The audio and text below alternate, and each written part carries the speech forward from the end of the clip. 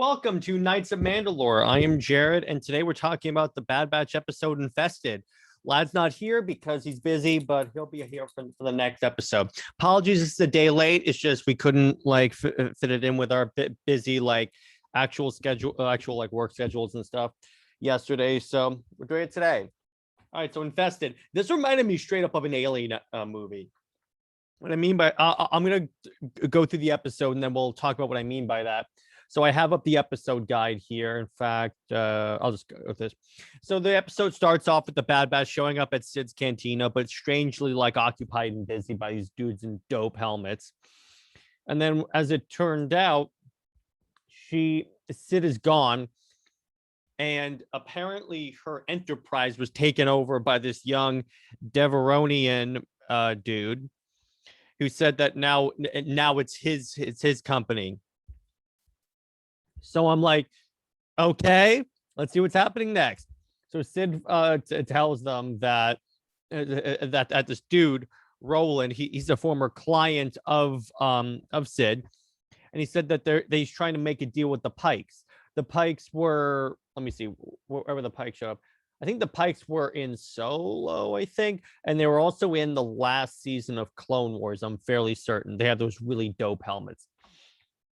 So what she said was, so Roland took over Sid's business because Ord Mantell, the planet they're on, is right strategically located in the middle of hyperspace lanes. So if it's in the middle of the action, he can move merchandise and make a lot of money.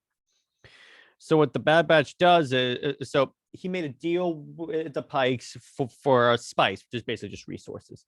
So Sid and the Bad Batch have a plan that they're gonna go through the underground tunnels and then steal the spice. So they have this plan. They go underground. Now, the thing about this is that Sid routinely reminds the Bad Batch, stay quiet because we have kind of an infestation. So they hop in the minecarts and they move out. At the same time, Sid's people distract I guess Roland's pet to sort of get him out of the area so he's not barging in his office while they're heisting the spice. So what happens next is the group hang out. The group get in mine carts and push their way through the mine until there was a scene that I swear was going to be a jump scare, was when they stopped in the middle of this chasm and then Wrecker drops his flashlight in, and then all of a sudden you start hearing creatures moving around. So I was like, oh boy. Didn't happen. So they get into the office, they get the spice, and they get out. So then Roland knows something's up, so he sends his guys into the underground tunnels after the Bad Batch, and they get into this firefight. Unfortunately, the firefight wakes up the swarm, and I'm going to call them the swarm, and the swarm just attack. It's kind of, if you guys have played Gears of War, think of them as the Krill. They are just these swarm of bugs that attack everything, swarm them, and they destroy a few of the mine carts. So, and then the spice containers fall down into the chasm. Bad Batch escape, and the Pikes take Omega and say, get the spice back, and you can have Omega back. So they get in the ship, go directly above the swarm nest, and then Wrecker and Sid rappel down and start going to retrieve the spice containers. So they get all the containers, and then all of a sudden they start attacking. The creatures wake up and they start attacking. Now what Tech does, which is so cool, is he builds a flashbang, and a flashbang is basically a non-lethal grenade where when you deploy it, it causes a big flash of light. Because what they discover in the first attack by these swarm creatures is that they're afraid of light. So if you hit the Krill in Gears of War, and I wonder if they were inspired by this. So he figures just drop it in there, it'll disperse them. And it does do just that. And they get all the spice and they get back. So what was interesting is, so they bring back the spice, Omega's released, and then the Pikes take one of Roland's horns. Now, what I'm thinking is that this might be some kind of honor thing to show he's scarred among his people. So I'd be interested to look that up. If you guys know any information on Roland's race about the horn thing, just go ahead and drop in the comments, and I'll be sure to check that out. So then they escape, and that's it. That's the episode. This is gonna be a really shorter episode because I don't know what else to talk about this, because there wasn't much we could do here. So yeah, again, this felt like an alien movie because this whole time, like even when Sid and Wrecker rappel down into that chasm, I sincerely felt like I was watching an alien movie, because it's like it's a nest that looks like the alien movie, and that there's like little there's like webs and everything on the walls, and there's sounds everywhere about creatures scurrying about. At that point, I was like, okay, something's gonna pop out, something's gonna pop up. And second off, I didn't expect the aliens creature things to look like just bugs. I thought they were gonna look kind of like xenomorphs from Aliens. I sincerely thought that, because I was like, oh, okay, I see what they're doing here. They're making basically an alien one.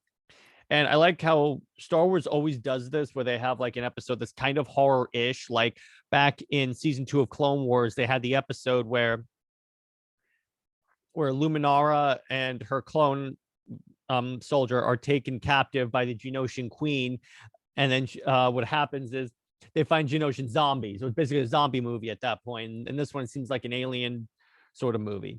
So it was pretty cool. I thought that was pretty dope. And let's see what else. This didn't really, I can't really conjecture as to where could Bad Batch be going, because there wasn't any indication of like any idea about like the Clone Rebellion that I'm sincerely think is going to happen, or any type of like where the Star Wars universe is going, because this was relatively like a minor episode. What they normally do is they have like an important episode, a sort of big episode, small episode, big episode, small episode, and so on and so forth. Where they explain all this, because remember, the previous episode to this was the one about Hauser rebelling. So of course it would be like this. Of course it would be like minor episode right now. So I get the feeling that this Friday's episode will be a really big one.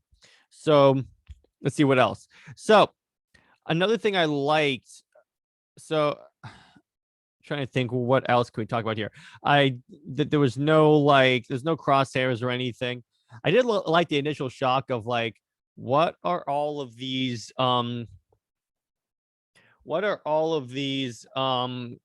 these dudes in the dope helmets, what are those guys? So at first I thought, oh my gosh, are we going to see Mandalorians? But no, I was like, oh, okay, this sucks.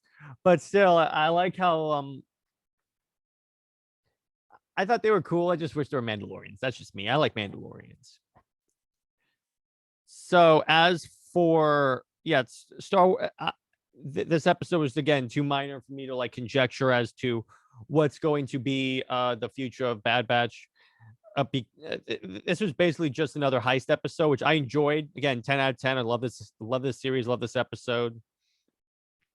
I did like how like Omega starts to like bond with Roland, which I think is kind of cool, because it led to like sort of a humanization of normal bad characters. And that's what I think this series does really well, is they're able to take like they place the Bad Batch in this moral gray area, since there's no Republic anymore and the Clone Wars is over, where there's no like gray or there's no black or white on who's good and evil.